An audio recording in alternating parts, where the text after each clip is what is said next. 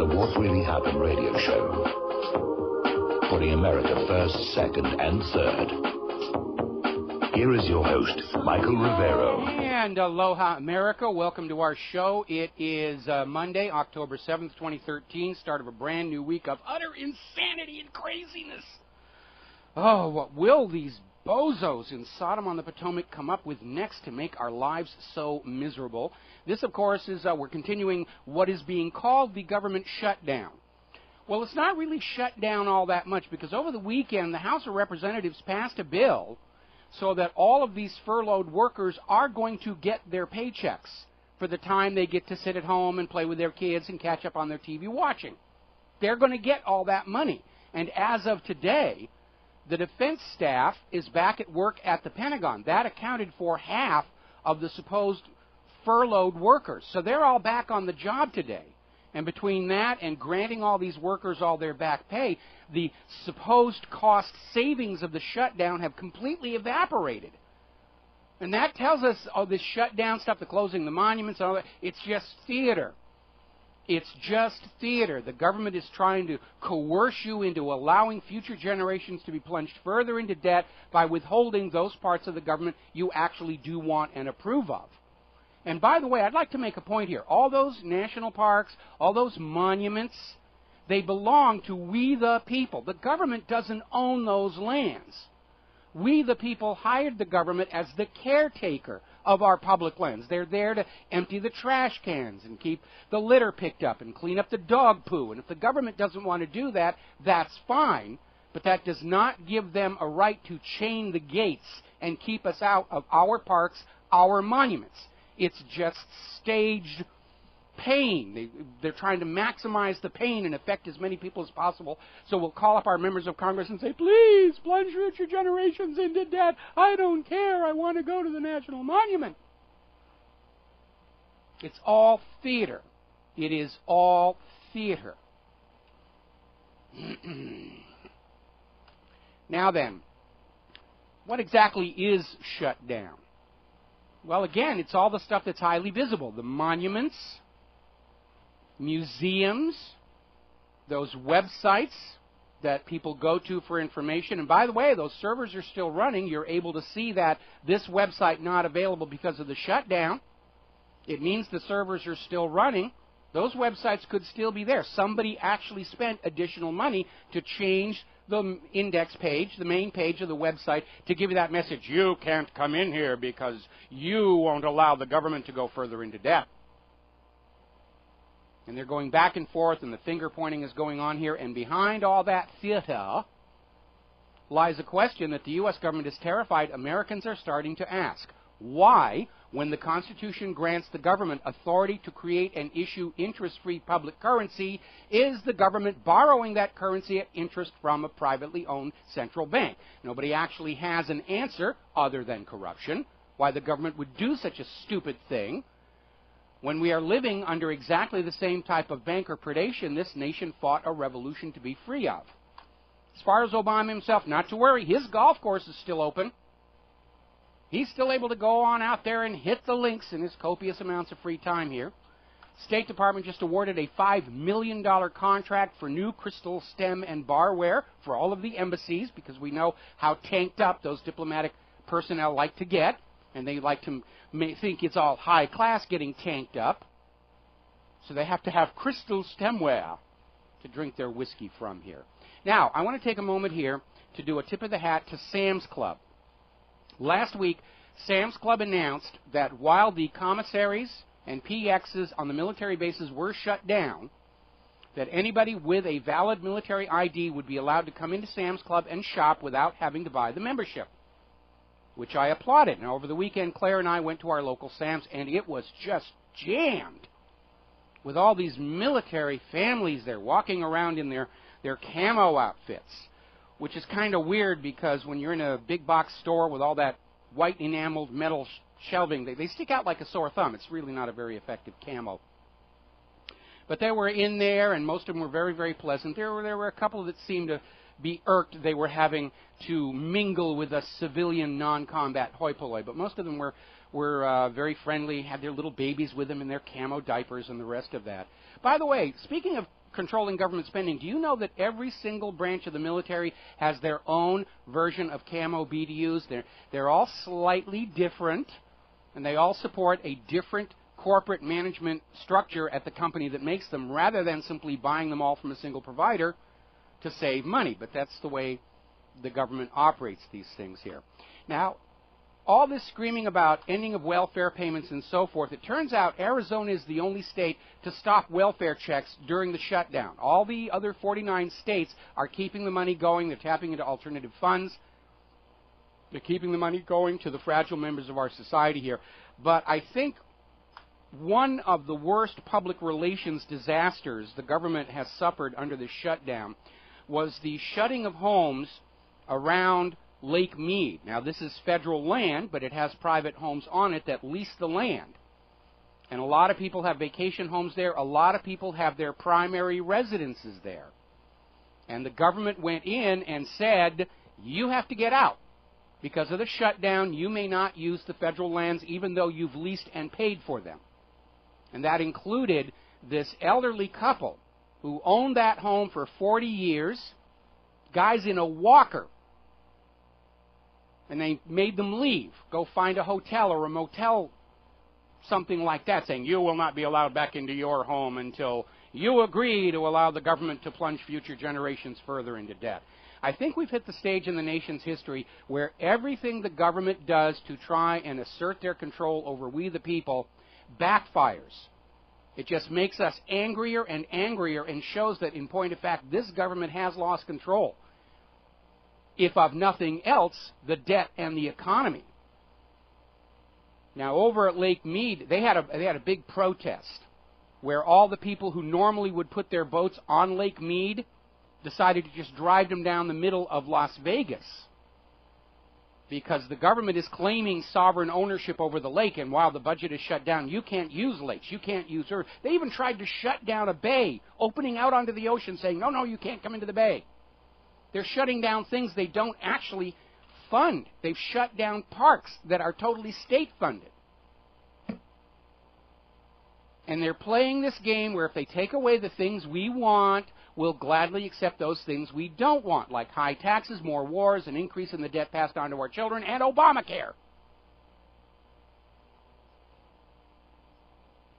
Pretty much everyone I know who is not on a U.S. government paycheck is very angry right now. And the people I know who are on a government paycheck, they've gotten real quiet lately.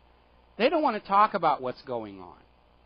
They've stopped leaping to the fore to say, oh, the government is right and we've got a war on terror. And they just, I don't want to talk about it. They just sort of fade into the woodwork. Tom Hanks is out there giving his seal of approval for the World War II veterans for storming the D.C. Memorial. And he's absolutely right, and I'm absolutely in agreement. Good on Tom Hanks and good on those vets. Every World War II veteran in the country ought to be converging on Washington, D.C. right now. And remind them, these monuments belong to the people. The government is merely a caretaker, a janitor. That's their role in this constitutional republic. They're there to keep the bridges in good repair, the roads free of holes, keep the schools and hospitals put together, and take care of our national lands, our national monuments, and our national parks. And if they don't want to do that, that's fine. They can submit a letter of resignation. But they do not own those objects. We, the people, do. And if the government wants to quit being the janitor, they can do that. But it does not give them the authority to lock the people out of our own property. It's just a scare tactic. They're trying to scare us into agreeing to an increase in the debt ceiling, to shackle future generations of Americans to this artificially created debt when this government is when this government is supposed to when this government is supposed to be. I'll finish this when we come back from the commercial. And aloha, America. Welcome back to the show, and I'm going to keep hitting this point. All of these national monuments, all of these national parks, all of these other facilities are paid for by U.S. tax dollars. The land they sit on is the common heritage of we, the American people. The government does not own those facilities. We, the people, hired the government to be the janitor, to keep the place clean and orderly. And if the government cannot or will not perform that function, they're free to resign, but they do not have the authority to lock the people out of the people's property. Period. End of discussion. All righty, we got a caller on the line, John in Montana. Aloha, John. Welcome to the show. What's on your mind? Hey, aloha to yourself there. We've talked before. I recently moved, but still in Montana, and you know, the BLM and the National Forest Service. Now we got to fill freezers this time of the year, and there's plenty of deer running in neighborhoods and everything else to be able to do that. But they have suspended that, and also when you say they've suspended that, how have they suspended people hunting to put food in their freezer? Are they just withholding the licenses and the deer tags? Exactly. It's national forest. It's no, they're blocking you out. You can still get a deer tag, and you can still go and hunt on private property and that. But they kicked everybody out of Yellowstone, out of Glacier, gave them 48 hours, and the other thing they had tried to do was quit the Army-Navy game until they found out that it was privately funded. Right. And he wanted to try and shut down Army and Navy from playing football. It's you raise a very, very good point here, and I don't know if you're watching all these shows about Alaska's wild frontier and everything, and Claire and I watch it a little bit here because I grew up in farming country, okay? And I think most Americans in the urban environment do not comprehend how many Americans are dependent on being able to go out and hunt to put meat in the freezer for those winter months, especially in these hard economic times. Now, the whole reason for allowing people to hunt in the national parks is to keep the population of the deer and elk and so forth under control. And it's wildlife management. And apparently they're saying, we'll just let the deer breed like, crazy, and they'll destroy the ground cover, and we'll have more forest fires and the rest of it. It's all theater. They're trying to inflict as much pain on the American people as they can so that we'll call up our Congress critters and say, yes, I don't care how much debt you throw onto my great-grandchildren. I'll be dead by then, and I don't care anymore. But we do care. We do care, especially because we understand this debt is a fraud. It is a tool Go ahead. Their state would open the Grand Canyon. Their state funding would open the Grand Canyon so the tourists can see it. And this is the type of year in Yellowstone National Park, the elk are breeding. People love the picture taken of the elk everywhere. And now they closed down the gates on Yellowstone National Park. And it was the first park founded by Teddy Roosevelt that started the national park system. It is. It's just all for show. They're trying to say, well, if you won't let us go into debt, you don't get to play with your own property. And that's really what it comes down to. Those national parks are the property of the people. And I know from things we're getting like out of the state of Wisconsin, they are ready, willing, and able to take over management of those parks using state funds and tell the government to get the federal government to get the heck out. Yeah. And another thing I wanted to add, and this weekend coming up, when the truckers are going to D.C., and the vets are going to D.C., and the bikers are going to D.C., and anybody that can support them on any overpass with a sign saying more power to you, and then they want these truckers, if they can't make it to D.C., to go to the state capitals they're in and shut the state capitals down. We don't even have to shut the state capitol down. Just put a big banner on the side of your truck saying, I support the truckers' ride to restore the Constitution. And by the way, getting back to the national park situation, those parks rely on large numbers of unpaid volunteers.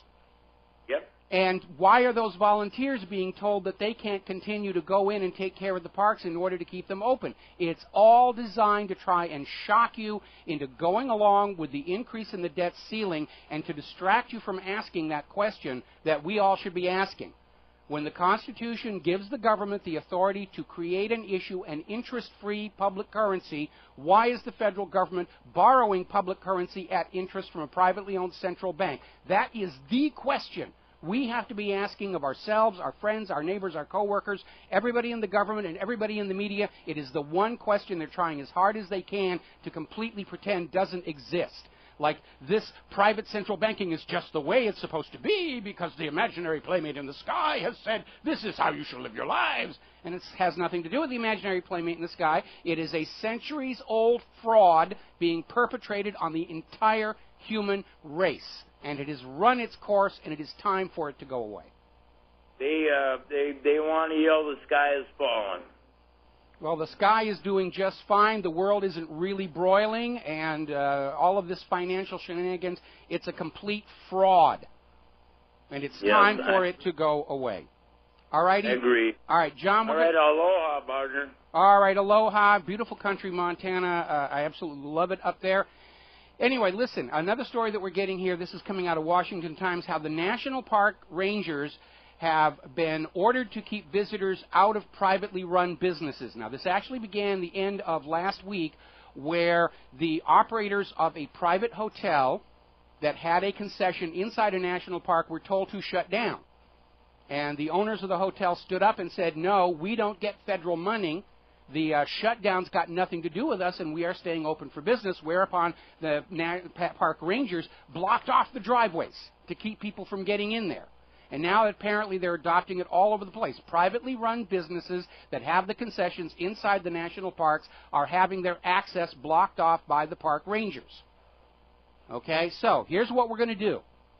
Those of you who own a private business, put a sign in your window saying no federal employees or government workers are allowed to enter these premises.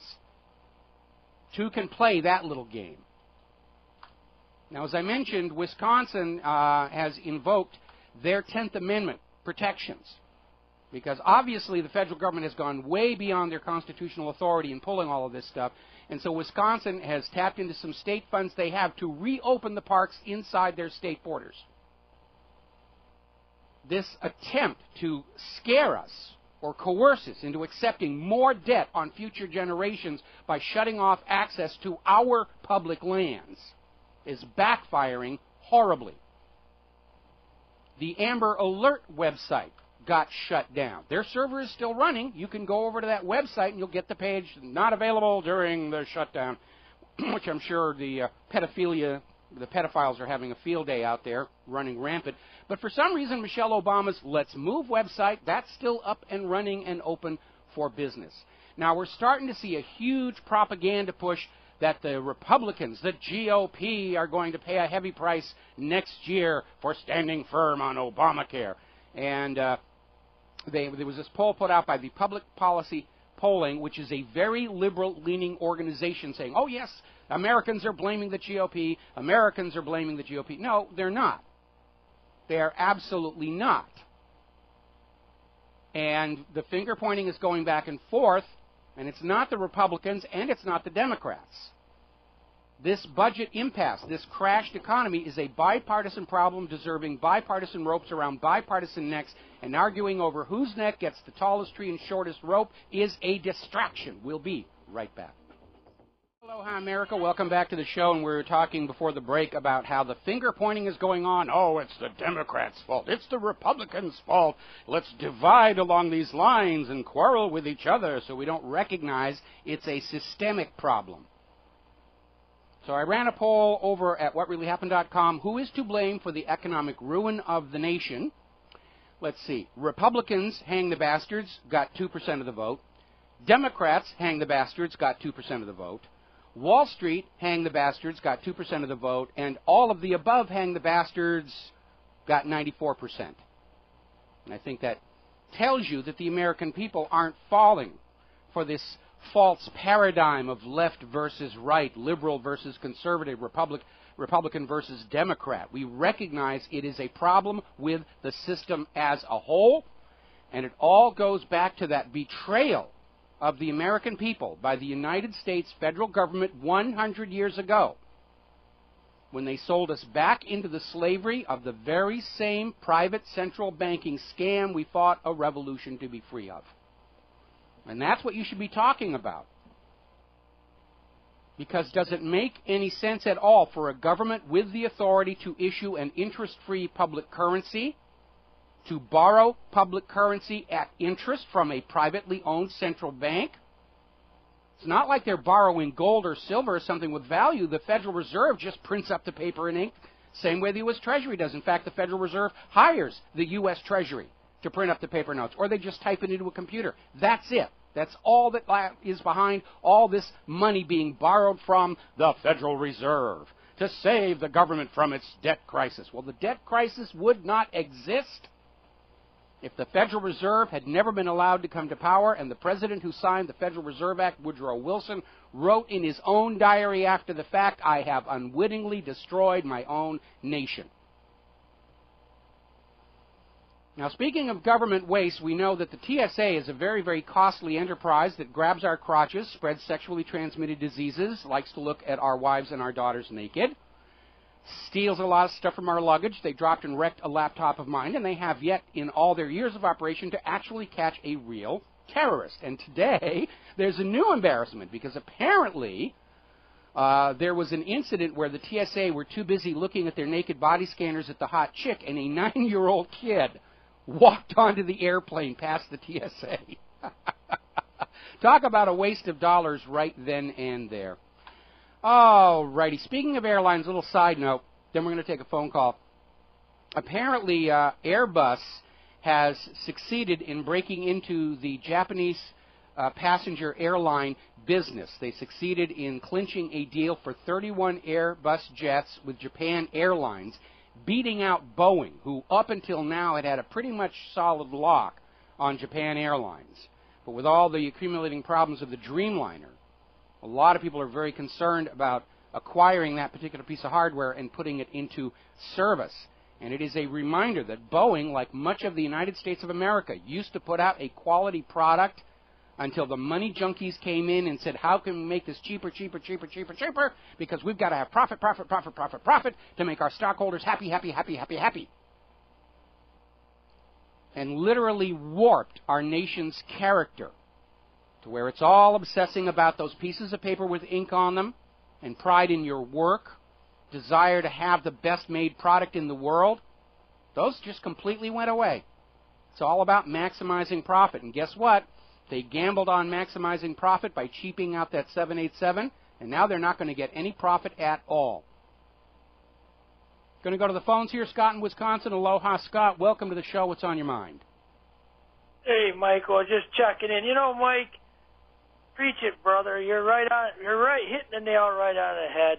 You know, this thing with this, how many people in America are trying to keep their houses? Mm-hmm. How many people in America are trying to keep food in the refrigerator? Let me tell you something, Brother Mike. I'm not even thinking about going to our national parks right now. Mm-hmm. This is just ridiculous, like you said. This guy, kudos to him out there in Montana. I was out visiting Yellowstone a few years back with my brother. What beautiful country that is. I got to see the bison, the moose, and everything. But it goes back. You little kids can't do that. And you know what, Mike? The bottom line is it goes. You're right, hitting the nail on the head with this. Started back in 1913 where these amigos went up on Jekyll Island and just put in this Ponzi scheme that has totally destroyed the middle class. And Mikey, you know, you talked about the infrastructure. I mean, some of these roads out here where I live at, you have to go into the repair shop every 2 weeks because your suspension gets racked up and destroyed. But the bottom line is the puppets there. What they need to do, Mikey, these senators that still want to go with the Constitution and the Declaration of Independence should get on their horses and strap their boots on and ride back into their states and do what Wisconsin, and I'm glad to hear that, is say, stay out of our state, and if you don't, we're going to hire our big attorneys to fire back at this cesspool toilet bowl out in Washington, because they can't even take care of their own playground, yet they're messing around in our state and many other states' playground, and the only way that you're going to control this I believe, is to come back into your state senators and grab a pair of balls between your leg or whatever and start hammering on this dictatorial fascism, satanic government. So, Mike, thanks for taking my call, and you keep up that preaching, brother. All right, well, thank you very much here, and there's a couple of points you need to remember about the roads. First of all across America, the rural roads are being allowed to go back to dirt and gravel. They're not. They stopped repaving them like years ago, and they're being allowed to just basically go back to being dirt roads. And it does affect the lifespan of your car. Of course, the whole model is that every 5 years you buy a new car anyway, so it's not really a big deal. But the roads out here in Hawaii are absolutely atrocious. We have, according to the U.S. Department of Transportation, before their website shut down, Hawaii had the worst roads in the entire nation. Somebody over at UH did a study and said the average Hawaii driver will spend $600 a year just replacing damage done to their car, driving on these roads with the gigantic potholes because they weren't laid properly to begin with gravel drainage and the appropriate ways to line a road. I mean, contrast that with the Autobahn in Germany. Parts of that were built before World War II, and they're still working absolutely well. And I have another idea for all you state governments who want to take back control of those national parks. I'm sure right now your prisons are filled with people who were there for growing or harvesting marijuana, and I'm sure they'd love a chance to get out there into the national parks and start taking care of the place. And these people already know how to care for plants.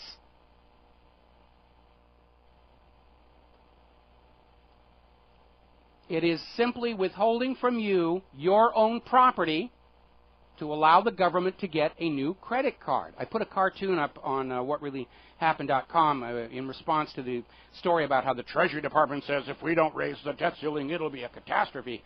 And I put it in the context of a husband and a wife, and the wife has maxed out all the husband's credit cards, and she's saying, if you don't give me a new credit card, it'll be a catastrophe. And that's exactly how childish it is. There shouldn't be a national debt of this scale. And there would not be had we not been sold into the slavery of the private central banks. It's time for it to go, and it's time for Americans to realize none of us alive today had anything to say about the passage of the Federal Reserve Act. When they passed the Federal Reserve Act 100 years ago, they were all saying, well, we'll all have money to play with now, and the future will have to take care of the problem. Well, we're that future, and it's not our problem. Now, getting on to Obamacare. Apparently, the government has revised downward by one order of magnitude their claim for how many people were attempting to sign up on this botched computer system. And that was the big excuse. The reason there were so many problems, it's so popular, everybody's signing on, and turned out that not as many people were trying to sign on. It's just a botched, screwed-up system, and they're having to pull back on that. We know we're getting reports from the state exchanges of maybe 1% to 5% of the people logging into the system are actually enrolling once they see what the huge cost and high deductible of these Obamacare-compliant health insurance policies is actually going to be. And even worse, the system really isn't working. Apparently, 99% of the Obamacare applications can't be processed. They've just gone out into cyberspace someplace. They can't find them. And that was one of the things the programmers said was going to happen 2 weeks ago when they were warning this was not ready for launch. We'll be right back. Aloha, America. Welcome back to our show. We're talking about Obamacare and what a Charlie Foxtrot that has turned out to be. We're getting all these horror stories coming out now that people have actually tried to sign on. The healthcare website itself, the national one, got taken down over the weekend for repairs. This thing was not ready to launch. I mean, I don't care how drunk they are inside Washington, D.C., this was not ready to go. And this idea that America is going to blame the Republicans over Obamacare is nonsense. If the Democrats thought this was such a win-win, then why did Obama delay many of the mandates till after next year's elections? So we're hearing that people can't log in. They're getting the wrong premium calculations. Now we're hearing that 99% of the records are virtually unusable. It's just amazing here. Let me just do that real quick. Okay, now there have been a flood of very angry comments all over the social media, especially Facebook, about the failings of the system, the very high premiums, the very high deductibles. We were talking about one case last week, where somebody logged in, and they make you fill out all your information first before they will tell you what it is you have your choice of buying. And so this guy went through and he found out he was going to be paying about $500 a month for insurance with a $14,000 deductible. So he hit opt out and immediately got an email threatening him with a $4,000 fine for not moving forward. Now, there's already an organization saying, I will not comply with Obamacare. They got a Facebook page. The anger is building. 71% of Americans, as of the last poll, and by the way, that was taken before this computer system launched with all of its problems. So I'm going to say it's probably even higher now. But 71% of Americans are opposed to Obamacare. We're going to take a phone call here. Jim in Illinois. Aloha, Jim. Welcome to the show. What's on your mind? Hey, Mike. Good to hear you. I enjoy listening to your show, man. Gives me you got a really clear perspective, I think, on some of the current issues. Anyway, I was listening to Freedom Link or Freedom Radio over the weekend, and they were thinking that part of the manipulations that are being performed by the federal government with the federal lands might be tied in some way to Agenda 21. Now, I'm not familiar enough with Agenda 21 to know any difference, but well, you're absolutely correct in that under Agenda 21, eventually the United Nations is supposed to be in control of all these national parks, World Heritage Sites, and so forth, and they've already managed to acquire a lot of it. In fact, if you go to a lot of our U.S. national parks, they'll say, this is an official UNESCO site. But again, because those national parks are the common heritage of the American people, the federal government does not actually have either the moral right or the authority to take land away from the American people and give it to what is being hyped as the future global government. Yeah, really, it's what I'm getting at, man. And I sure would hate to see anything break out into any real violent things. But when push comes to shove, these individuals, man, they may perpetrate violence against the people en masse. You can tell already that they could really give a rat's butt about us, the people of these United States of America, and it's just we gotta maintain our vigilance there, man.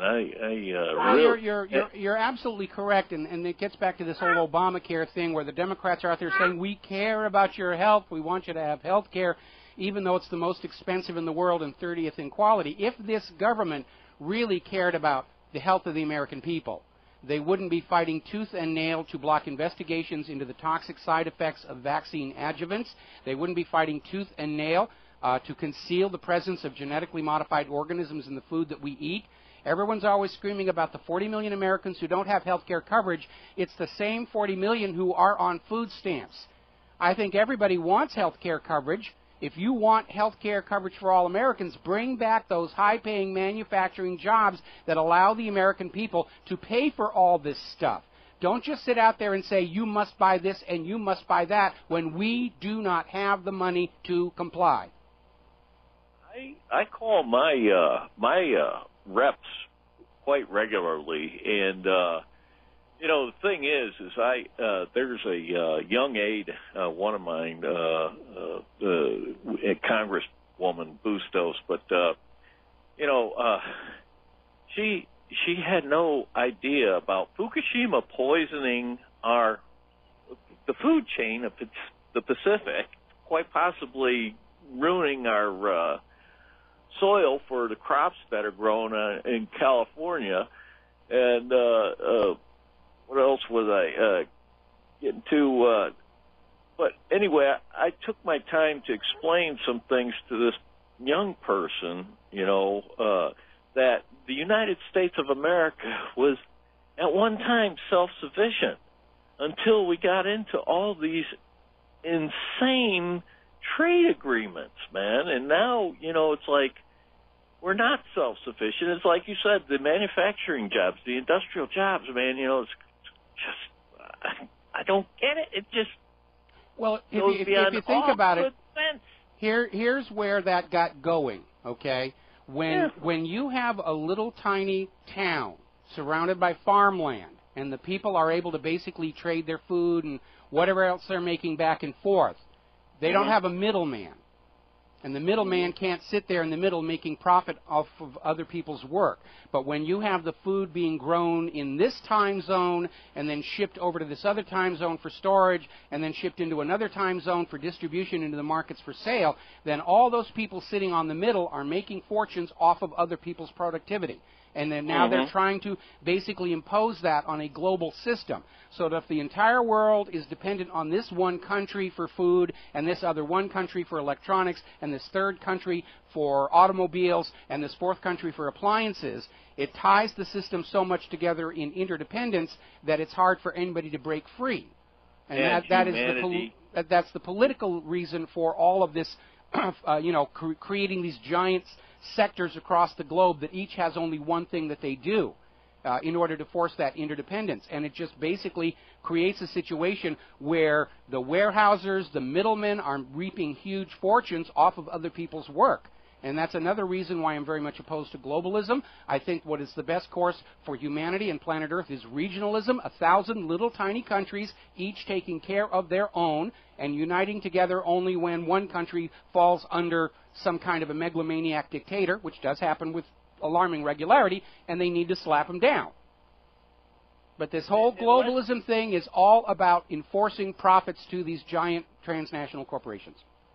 That doesn't happen. We're going to continue to be held hostage, man, and that's the way I feel. Because it's all rooted in that private central banking scam. It has to collapse eventually, and we, the people of planet Earth, need to be prepared mentally and logistically to move forward into new regional governments and absolutely adamant that no public currency will be borrowed at interest from privately owned central banks ever, ever, ever, ever again. This happened before in history. That is why the early Christians forbade usury. That's why Muslims forbid usury. They saw what it did to these ancient cultures, and because they were dealing with populations that were not literate and not trained to think analytically and rationally, they put the prohibition against usury as part of the religious dogma to try and warn future generations against ever allowing this scam to happen again. And we didn't listen, and here we are. We'll be back after Phyllis Schlafly and some commercials. And aloha, America. Welcome back to the show, and we're talking about Obamacare. Now, you probably remember the name Henderson, guy by Chad Henderson, 21-year-old student from Georgia, got himself a lot of press coverage last week for being one of the few, the proud, the brain damaged to successfully sign up for insurance through a federal health care exchange. And he was interviewed by the Wall Street Journal, Washington Post, the Chattanooga Times, Free Press, Huffington Post, Enroll America, and Politico, along with several TV appearances. And he was being held aloft as proof that despite all the glitches and problems, the new health insurance exchanges were working after all, and it turns out his story is a complete fabrication. And it turns out that this Chad Henderson was a volunteer for President Obama's campaign last year, and his LinkedIn page still lists him as an active volunteer with Organizing for Action, which is the former Obama campaign organization, which has now transitioned into advocating for the president's legislative agenda. And he came out there and he said, I want Obamacare to succeed. And all those corporate media outlets who carried his story did not fact-check his claims. Going to take a phone call here. Obi in Colorado. Aloha. Obi, welcome to the show. What's on your mind? Hi, I wanted to talk about something slightly different, if you don't mind. Sure. I went through a police abuse case. I'm on one of these medical alert things where if you push the button, help comes, because I have a lot of health problems. And Saturday night, the thing went off an hour and a half after I went to bed, and supposedly it went off again, and the people called, and the next thing we know, we've got a cop banging on our door in the middle of the night. Mm-hmm. Well, I told him who I was, and I told him I'm okay, I'm who you were checking for, and he goes, I need to see some identification. I said, look, I'm not going to show you my ID because I don't have to. It's Mm-hmm. And I'm telling you I am who I am, I'm okay. And he started to walk in the house. I said, I'm coming in your house. And I said, no, you can't. I put my hand up like, stop, He ran into my hand. The next thing you know, he throws me onto the floor. He's got his knee in the back of my neck, which I have spinal cord damage, and I had surgery there. And then about 10 minutes later, there's 8 cops in my house searching my house. Mm-hmm. And, no warrant, no probable cause. I didn't commit any crimes. They were supposedly coming out for a wellness check because my health meter went off. Yeah. And that's a real problem with those systems. When my wife and I were still living in Kaneohe, we had a burglar alarm system that unfortunately was designed to only be powered by these batteries you can only buy from Israel that were supposed to last 6 months, and they only lasted a few weeks. And this thing kept doing the battery low warnings at like 2 in the morning and waking my wife and I up, and it was just insane. And when we moved, we left the alarm, that particular alarm, behind us. I'm going to come back to your story here in a little bit, but over the weekend I was watching one of the Top Gear episodes where Jeremy Clarkson had waited for 2 years to have this top-of-the-line Ford supercar delivered to him. Was supposed to be available in 1 year, dragged on to 2. First time he tried to drive it home from work, start button wouldn't work. The engine immobilizer had malfunctioned, and he just went on and on about this story about he kept having to take it back to the local Ford dealership to get it repaired. It kept reporting the car was stolen to the authorities. It kept sending him text messages. He's driving to work at Top Gear, and he's getting these text messages every 15 minutes warning your car has been stolen. America has just fallen completely in love with all these computerized security systems, and they don't really work very well. In fact, they're probably written by the same people who wrote that Obamacare software package, the lowest bidder. And it does lead to misunderstandings. Now, I'm sure a lot of people are going to say it would have been just easy to show your ID to the police officer because he was doing the wellness check. But, yeah, in the current United States, the police definitely are being indoctrinated with an attitude of throw them on the ground first and ask all questions later. Well, the point is I'm bringing up a case, Brown versus the state of Texas, where the Supreme Court ruled that people did not have to do that because it's a violation of your Fifth Amendment rights of self-incrimination. Mm-hmm. And when I did, and finally they had a police lieutenant showed up, and he goes, if you don't show me your ID right now, I'm going to put you in jail for 3 days. Mm-hmm. On what and grounds? My thing is, he didn't say. He said just because I'm refusing to cooperate. And what I want to do is get my, if anybody here in Colorado can give me some information on a constitutional attorney, I want to file a civil lawsuit on this. Okay, I don't want you to give out your name or identifying information on the air, but I'll tell you what. If any constitutional attorney in Colorado wants to email me their website, I will post it at whatreallyhappened.com, and then you can find it and you can contact them directly, okay? Okay, thank you. But it was absolutely insane. I mean, they were illegally searching my house. And they automatically assume, when I told them who I was, but they automatically assume you're lying. And the first thing they did when they got my license was to run a criminal background check to see what I'd done wrong. Well, they were looking for something they could use to retroactively justify what they had just done to you. Oh, he's a dangerous criminal, we've got to take him away, because obviously I think the public reaction to this is going to be, again, the police overreacting. It was just a malfunction of that medical alert system that you're wearing. And the police completely overreacted to it, like they did at the D.C. driver, and they're trying to cover up for that one. Well, I want to pursue legal action on this, and I thank you for hearing me out, but I feel very much like I've been violated, and I'm not safe in my own home anymore. Welcome to the club. We've got 330 million violated Americans right now, and they're getting very, very angry about that. Obi, we're going to let you go here because we're coming up on a commercial break, and I want to get back to Obamacare. We got a few more points to hit about that. We're seeing all these stories showing up about how this latest survey is showing 83% of U.S. doctors are actually considering abandoning their practices over the Obamacare, over all the added paperwork, over all the complexity, over all the government tinkering with the decisions on what is the best care to give the patient. Now remember, Obamacare added something like 16,000 IRS agents to enforce it, but they didn't have provision to add a single doctor, and now we have doctors saying they're getting ready to quit. We have another story at whatreallyhappened.com about how some doctors are transitioning their practices to a cash-only basis, where you will come in and they will take care of what's wrong with you and you will pay in cash directly, no insurance companies at all. This may actually lower costs because, if, as we mentioned last week, these insurance companies work out these deals with medical providers for giant discounts. And in order to still make money, this forces the medical establishments to raise their prices. And this is one of the reasons why medical treatments here in the United States of America are 5 to 10 times as expensive as in places like Canada. It's that uplift to make sure that the insurance companies are still going to pay enough money to cover the medical costs, but at the same time uninsured customers are getting hit with that 10 to 20 times uplift walking in the door. Well, if a doctor is running his practice on a cash-only basis, he doesn't need to do that uplift.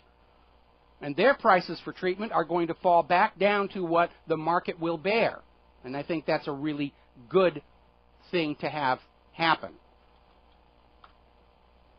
Now, there's an article out here, Obamacare subjects entire nation to ransom demands of coercive government. And I'll tell you what's really going on with this thing. Obama's refusal to compromise or delay Obamacare is more than mere political grandstanding.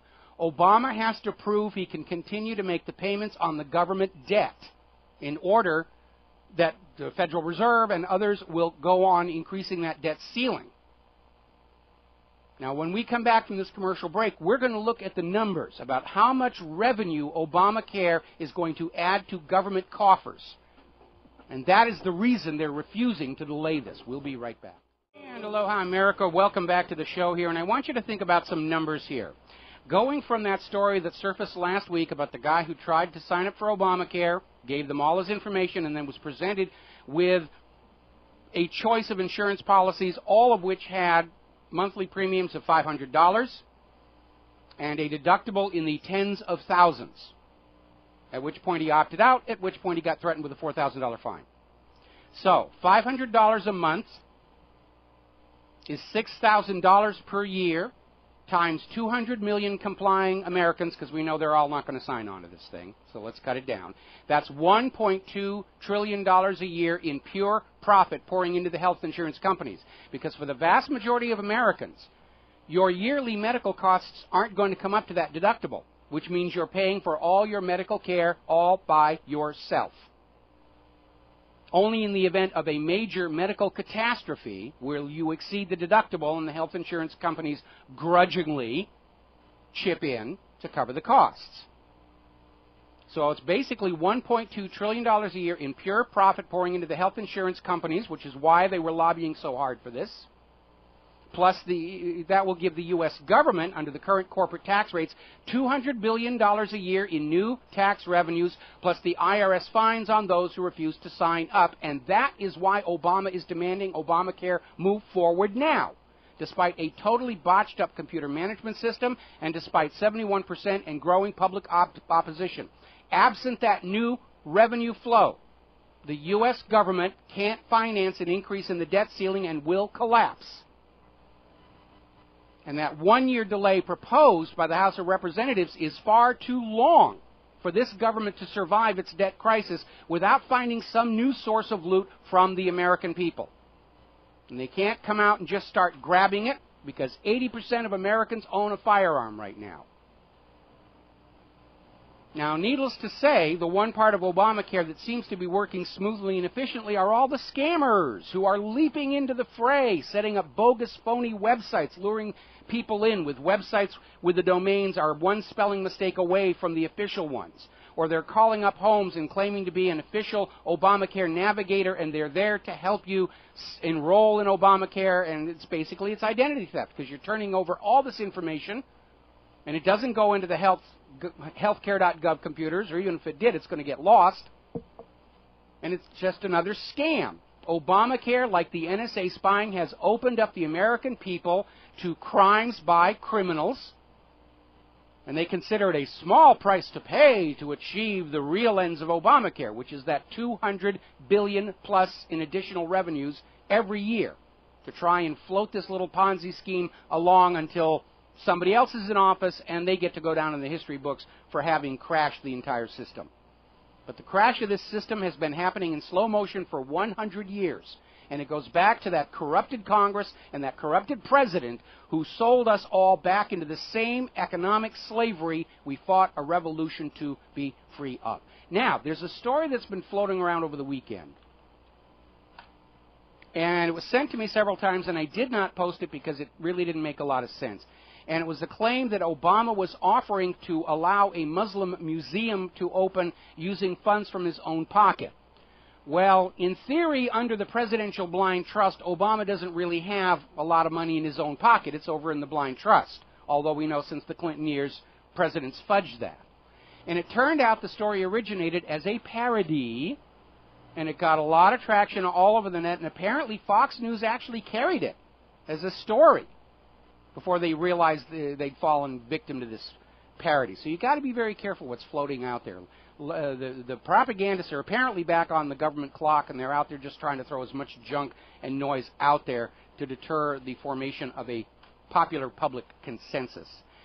Now, transitioning from Obamacare into the economy as a whole, and we forecast this was going to happen, Forbes is now reporting that U.S. scientists are leaving the United States of America and taking America's ability to innovate and develop new technologies with them. The brain drain is underway.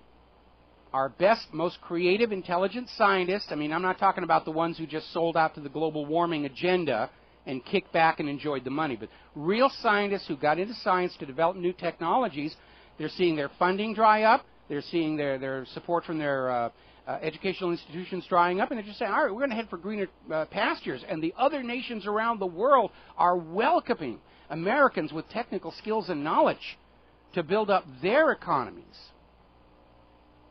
And it basically means that right now the United States is not only in serious government-induced financial disaster, but because of government tax incentives, not only is our manufacturing leaving for other countries, but our ability to develop new technologies and new products to revive that manufacturing are leaving just as well. It's very short-sighted thinking. And part of the curse, part of the problem of the federal government is these people aren't thinking what's good for the nation as a whole. They're completely oblivious. They're surrounded by handlers and staff who are as compromised to the lobbying organizations as the politicians themselves. And all they think from sun up to sundown is, what can I do to get me more money? What can I do to get me more power? That's all they ever think about. And nobody's thinking about what's really best for the nation as a whole. It's pushing the Wall Street agenda, pushing the Israeli agenda, pushing the war agenda. That's all they think about.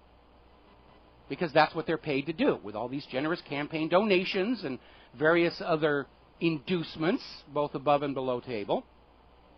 Now, over at Lyndon LaRouche's website, he's reporting that in the middle of this government shutdown and negotiations over the debt ceiling, Wall Street is once again trying to exact a promise from Barack Obama to kill Glass-Steagall. Now, you know, Glass-Steagall was originally passed in the 1930s because it was the merger of depositor banks and investment banks that led to the excesses that caused the crash of 1929. Glass-Steagall was repealed in the United States in 1999, and promptly the investment banks and the depositor banks merged, went right back to the same reckless behavior that led to the crash of 2008. And we've been hearing in Congress time and time again. It's time to reinstate Glass-Steagall, and Wall Street is in the White House and on Capitol Hill, checkbook in hand, saying, absolutely not. We love a world without Glass-Steagall because, hey, we're making billions and billions of dollars by doing God's work, as Lloyd Blankfein likes to put it. And apparently, there was a delegation that went to the White House organized by 19 of the largest banks and insurance companies, and included Jamie Dimon, who CEO of J.P. Morgan Chase, although he's stepping down now, Lloyd Blankfein, who's doing God's work over at Goldman Sachs, Brian Moynihan, CEO of Bank of America, Michael Corbett, CEO of Citibank, Anshu Jain, CEO of Deutsche Bank. And they're all over there saying, oh, no, we don't want Glass-Steagall. We want the leashes off. We want the chains released so that we are free to predate on the people of planet Earth, because that is what our imaginary playmate in the sky says we're supposed to be doing. Meanwhile, over at the most recent Asia-Pacific Economic Conference, it is very clear that China is on the ascendancy. And the U.S. has kind of been sidelined, because the U.S. is just out there screaming, debt, borrow, debt, borrow, debt, borrow, please use the dollar, please go back to the petrodollar, please go back to Bretton Woods. And China's out there saying the world has moved beyond Bretton Woods, and the rest of the world, they are listening. All right, we're going to take another break for commercials. Join us on the air, 800-313-9443, and we will be right back. Aloha, America. Welcome back to the show here, and we're going to go to the phones. Kyle in Pennsylvania. Aloha. Welcome to the show. What's on your mind? Hey, Mike. I think that everything that you said about why Obama has to have this passed now as far as, funding for the debt is very much true. But I also think that we need to have Obamacare in place very soon, because we are starting to see the economy come apart at the seams. And Obamacare is a big part, it's probably one of the biggest parts of the, command and control system that there is. The Obamacare coupled with the NDAA pretty much gives the government the ability to do whatever the heck they want to do. Well, only if we, the people, are willing to go along with it. And I think what we're seeing here in the United States is that people aren't willing to go along with it. In fact, I got an email from somebody talking about a gathering some people had on a national park site, and they found the restrooms had been boarded over. Now, somebody spent money to do that. They didn't just walk away and say, we're not working anymore. They spent money, wood, nails, whatever, to board it over. The people took the boards down to use the restrooms, and by the end of the day, they had police and a work crew permanently stationed there, keeping the place boarded up. They're actually spending more money to keep these parks closed than it took to keep them open in the first place. And again, it's just all theater. Well, Obama's really showing his behind with this shutdown. I mean, it's evident to people that he's being spiteful, he's being vindictive, and he's doing everything in his power to make the lives of American people who don't have a dog in this fight, really. They're not the ones voting and shutting down the government, but they're the ones who are paying the price for the shutdown. These people in government, I mean, the senators, the congressmen, they really, it doesn't affect them too much. Their day-to-day life, they don't really care about going to see monuments and that kind of stuff. They're in there to make money. They're in there to take from you. They're all getting their paychecks. They're all getting their paychecks. Yeah. Now, some of their staffers are on furlough, so those poor members of Congress are having to answer their own telephones. Actually, just put them through to voicemail. Because they don't want to hear. Don't want to listen to you hoi polloi anyway. You're not saying anything they want to hear because there isn't a dollar sign in front of it. And one more thing on the Obamacare computer systems and all the problems that they're having. I'm sure you heard about the release of Grand Theft Auto 5. Well, on October 1st, that game went online, meaning that you could play with a bunch of people online. Mm-hmm. And the first 2 days it was online, major problems with it. No one could get online. The servers were all screwed up because of the incredible. I think it was 25 million people trying to get online in one day and do it. Mm-hmm. That was October 4th. Today, the system runs perfectly, without a problem, without a fault. So it goes to show you the difference between the public and the private sector. When there's motivation behind it, and there's people are going to not buy my products, not use my product. Well, when they were first screaming about how all the problems were proof of how popular Obamacare was, I pointed out, Google is popular, but when you type in a search request, you don't get a message saying you'll get your search results next February.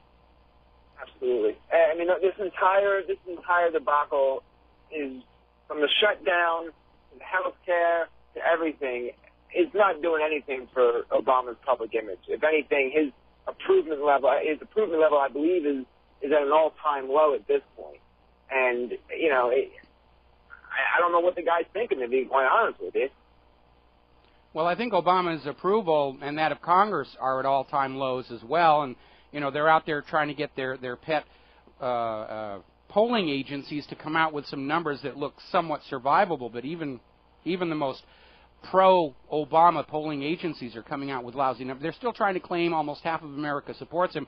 But, of course, when we run our own polls at whatreallyhappened.com, approval for the entire federal government is down in the single digits.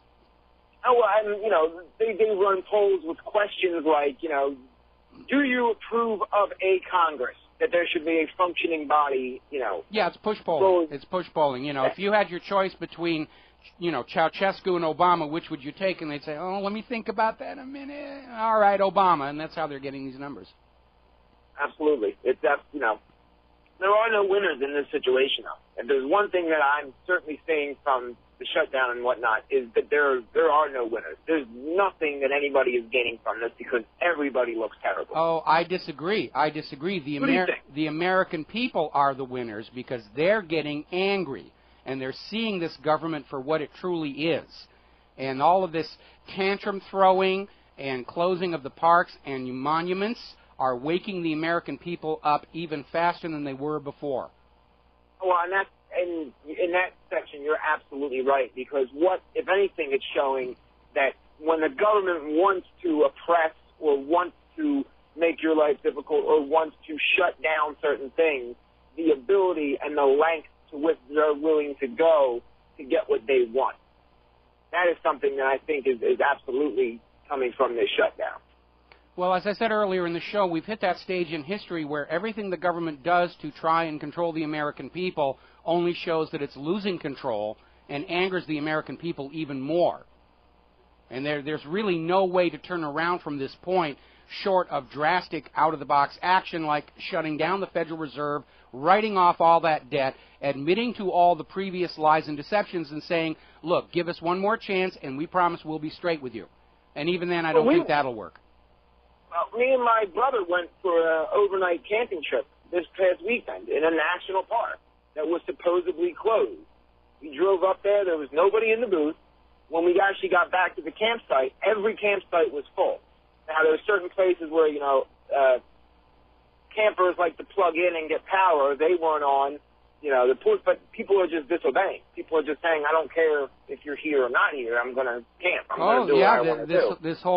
This whole shutdown thing has triggered massive amounts of civil disobedience, and it's making civil disobedience socially acceptable and indeed even popular. Well, it's a rallying cry. It's a certain, we essentially paid for all this stuff. We pay for the upkeep. We put the money in your pocket.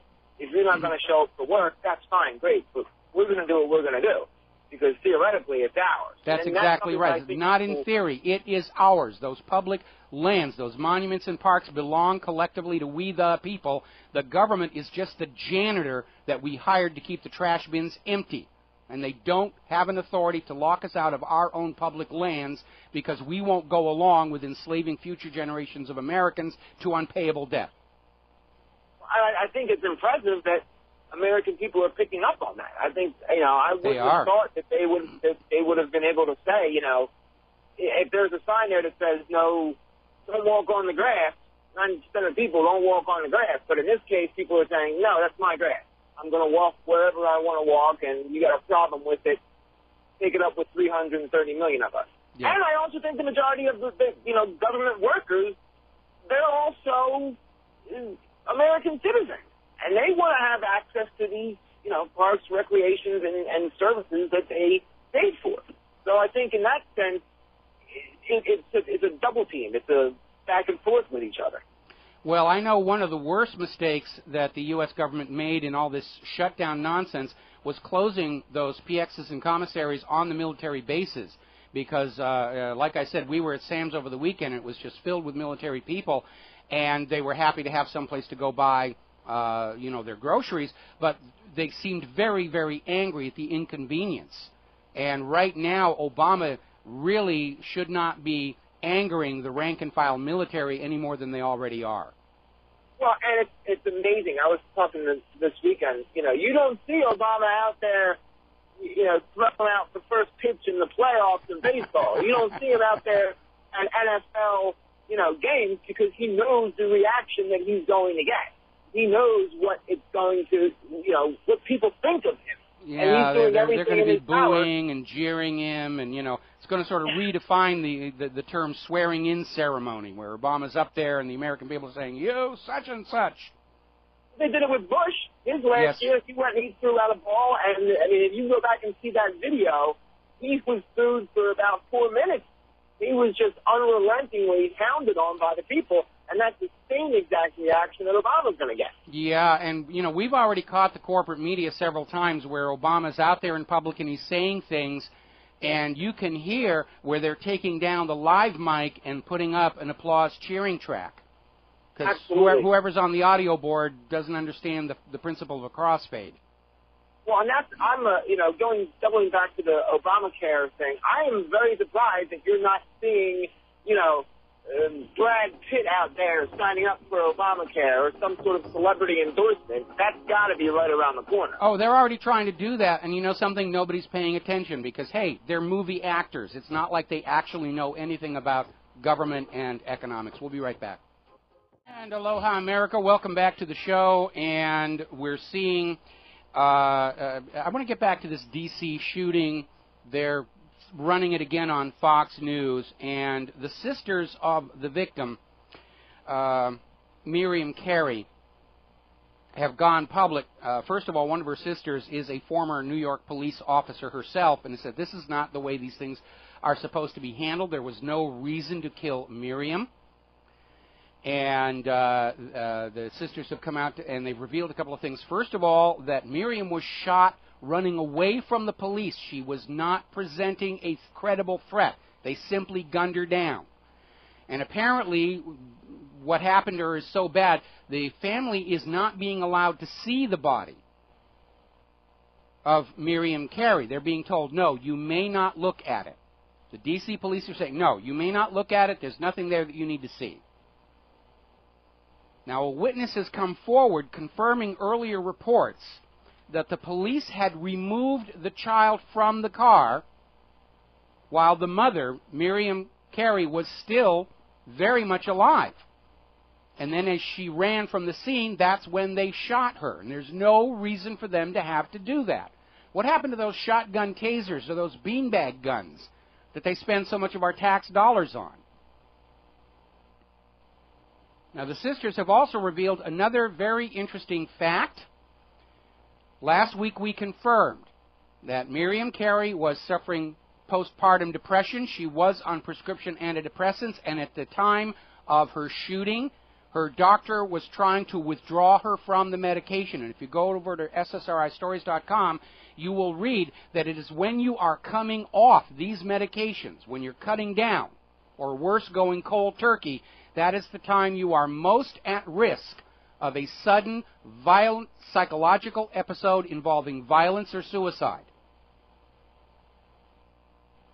And so we had the worst possible confluence of circumstances.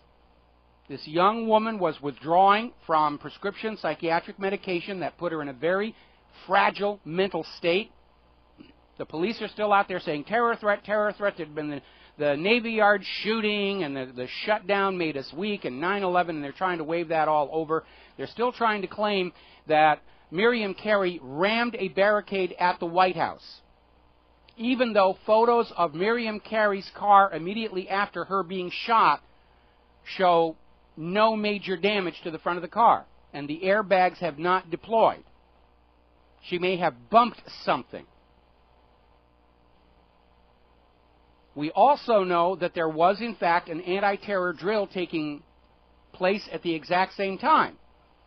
And so the possibility exists that what was going on is the Secret Service and the Capitol Police were already geared up for this anti-terror drill, and Miriam Carey blundered into it, pulled into the White House parking lot driveway to turn around, and the Secret Service said, "Oh, this is the terror drill." And they all had blanks in their guns, which explains why Miriam Carey got out of the White House grounds without being shot. Because either those Secret Service guns had blanks or they're all lousy shots. And she drove away to the Capitol building. She was trying to get away. She had no idea why she was being shot at. And yeah, if you're just trying to turn around in traffic and all of a sudden people with guns are shooting at you, yeah, I'd hit the gas pedal too. And so would you.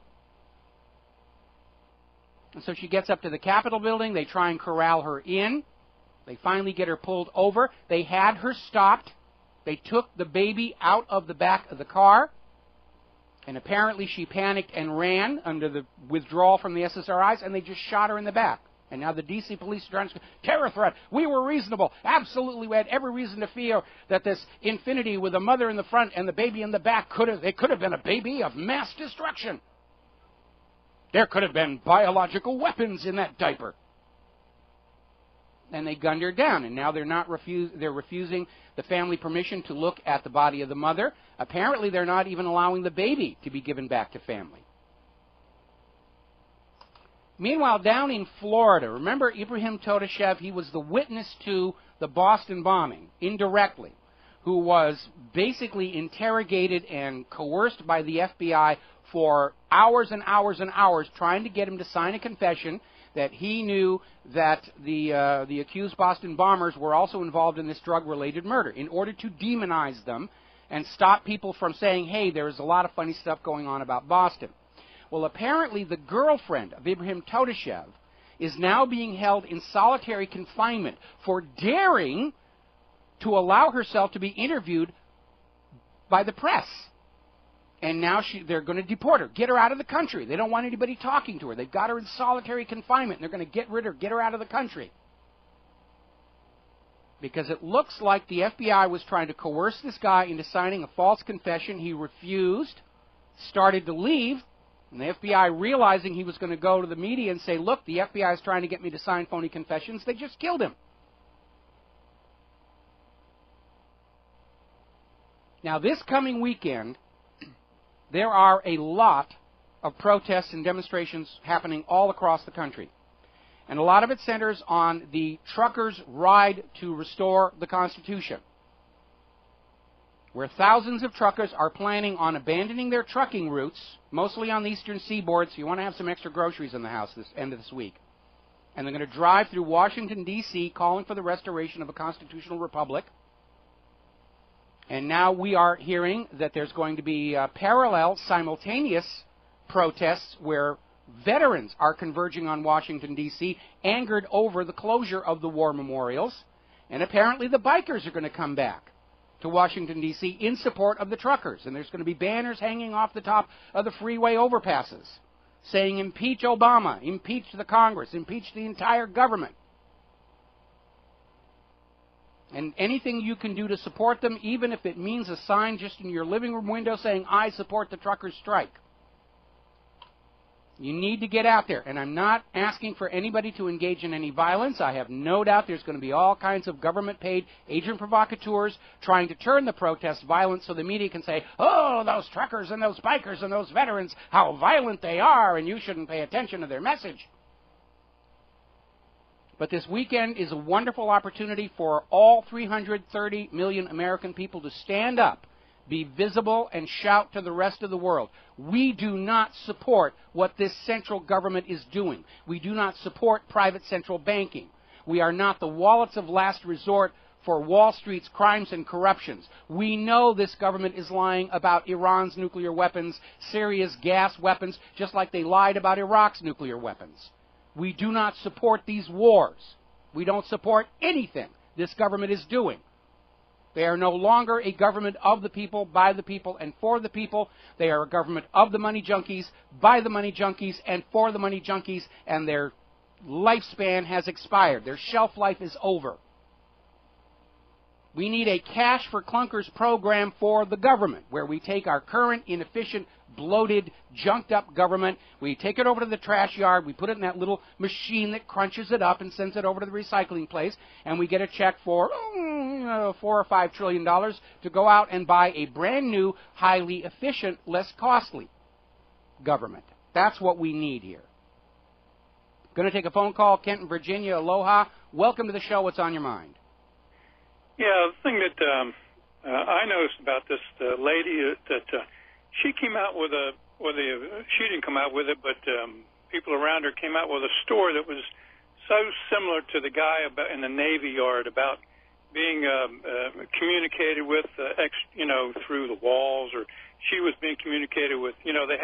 They sounded almost identical, and I thought that was kind of odd, Well, you need to understand right now that the big pharmaceutical corporations that are selling these drugs, and it's a huge moneymaker because 20% of all Americans are now taking these medications. And the pharmaceutical companies are absolutely adamant that Americans will not realize that a significant portion of people on these medications are driven to violence and suicide by them, just like Monsanto is adamant that you will never find out about the risks from GMO crops, just like the pharmaceutical industries are also adamant you will never find out about the hazards of the adjuvants put in vaccines. And so obviously they're going to come out and say, oh, they were mental, they were crackers, they were listening to space aliens, they mind control, radio waves in their brains and stuff like that to try and clutter up the discussion. But again, we know these prescription antidepressants have a long and well-documented history of causing these problems. Better than 90% of the mass shootings waved at us by the gun grabbers involved shooters who were on or withdrawing from these medications. It's right there in front of us, and they're trying to just throw out all kinds of junk. We got to take a break for Phyllis Schlafly and commercials. We'll be right back.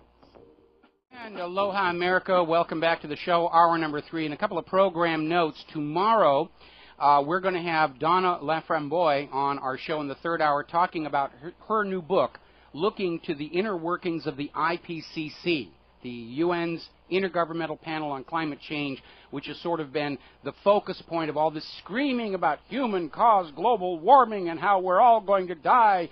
And their latest thing is, yeah, the Earth isn't warming any, but we're still convinced in the long run we're right, and you've got to buy carbon credits and pay carbon taxes. And by the way, the Black Hills of Dakota just got hit with an all-time record snowstorm. So much for snow was a thing of the past that these guys were saying 10 years ago. And on Thursday, Kevin Barrett will be joining us about his new book, Dynamic Duo. Now, the stock market just closed, and all the plunge protection team horses and all the plunge protection team men couldn't quite get that stock market into the green again. The Dow opened really low. There was a huge upshove. It sort of percolated along, and then just before the closing bell, there was another major downturn. Dow closed now 136, which is not jump out the windows, but at the same time, now that it's closing below 15,000 again, I think a lot of people are going to get very, very nervous. And, of course, the White House is holding out this thing, well, as soon as we raise the debt ceiling, there'll be prosperity for everybody. And, of course, that's complete and utter nonsense. When you raise the debt ceiling, there'll be more debt for everybody. But we're definitely into Orwell speak here. Freedom is slavery, ignorance is strength, war is peace, warming is cooling, debt is prosperity. And that's exactly where we are right now. Apparently, a Fast and Furious whistleblower, John Dodson, wrote a book about what was going on with Fast and Furious, which was this program where the same government that absolutely wants you to never have military-style assault rifles was using your tax dollars to buy and give military-style assault rifles, including fully automatic weapons, to their favorite Mexican drug cartel to put down the evil competition. And then, of course, those drugs come back across the border and are used to commit crimes here in the United States of America. But you're not allowed to have the same guns to shoot back at the criminals. Just call your police, and in 20 or 30 minutes, one of them may show up. And if you mouth off to them, they'll throw you on the floor and tase you and pepper spray you, for good measure here. And the Bureau of Alcohol, Tobacco, and Firearms is using their authority, which I didn't think they had under the First Amendment, to block the publication of John Dodson's book. Now, that's prior restraint, and previous Supreme Court decisions have held that that is absolutely illegal. Now, there are exemptions in the field of cryptography, where all books written on the topic of cryptography must be approved by the NSA for publication to make sure there's nothing in there that defeats the NSA spying on you. But in this particular case, there doesn't really seem to be a valid legal ground to block publication of a book about how your government was giving the very same guns they don't want you to have to Mexican drug criminals. Personally, I'm of the opinion this is just a repeat of Iran-Contra.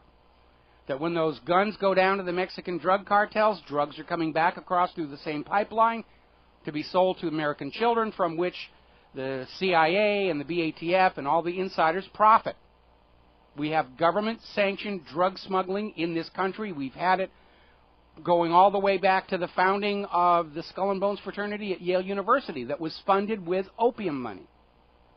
And we all know about Iran-Contra. We know about Air America during the Vietnam days. The war on drugs is actually a war on the competition's drugs. Our drugs come right across that border without any impediment whatsoever and are sold to your children here. Our entire government is operating like a gigantic organized crime family, including the Federal Reserve Act, which gives to the bankers, a piece of the action of everything Americans do. Go buy a newspaper using that debt currency. The bank's getting a piece of the action because that currency is accruing interest. And what the Federal Reserve did to the American people, Bretton Woods attempted to do to the rest of the world, and the world is now breaking free. Anyway, the reason the BATF is blocking John Dodson's book is they're saying it would have a negative impact on the morale inside the department. So because this book might depress those poor people over at the Bureau of Alcohol, Tobacco, and Firearms and Explosives, is a reason for the American public as a whole who don't work for the BATF to find out what the BATF has been doing. That, I think, hits a 10 on the lame-o-meter. Now, if those people inside the BATF are feeling down and depressed over the revelation that what their agency is doing isn't particularly nice, hey, have a drink, smoke a cigar, you'll feel better. Now, the National Security Agency is responding to revelations that they were attempting to break the Tor anonymity network by saying we have to have it inside because terrorists and criminals are using it. No, they're not. Real criminals and real terrorists have known for decades the NSA listens to everything.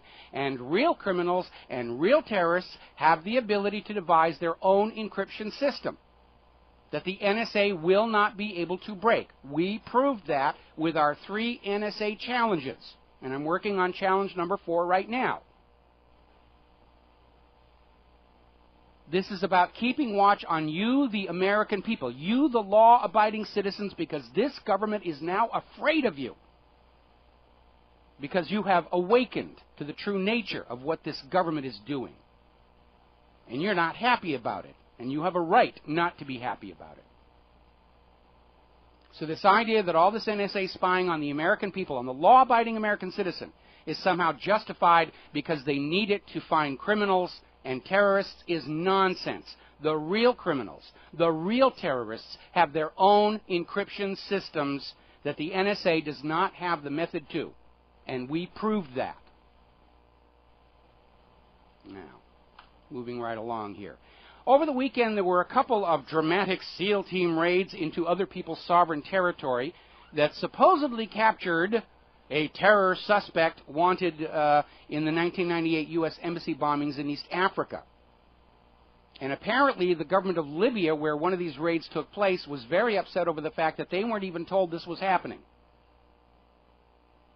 And even the U.S. stooges installed by the U.S. after Gaddafi was killed and their state central bank and the gold dinar were destroyed are out saying, you don't come into our country and grab our people. If he's committed a crime, he should be tried here in Libya, in our jurisdiction.